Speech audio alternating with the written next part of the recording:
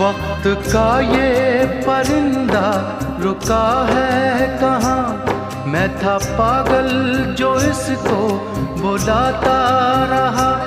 चार पैसे कमाने में आया शहर, गाँव मेरा मुझे याद आता रहा। गाँव मेरा मुझे याद आता रहा। वक्त का ये परिंदा रुका है कहाँ। मैं था पागल जो इसको बुलाता रहा। चार पैसे कमाने में आया शहर, गाँव मेरा मुझे याद आता रहा। गाँव मेरा मुझे याद आता रहा। वक्त का ये परिंदा।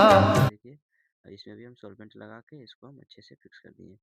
अब देखिए ये मेरा कंप्लीट हो गया। दोनों नल पॉइंट, एक टंकी से जो पानी जाएगा सो, और एक मोटर से जो डायरेक्ट पानी आएगा ताज़ा पानी के लिए, वो भी मेरा नल पॉइंट लग गया। इसमें अब प्लग लगा के कंप्लीट करेंगे।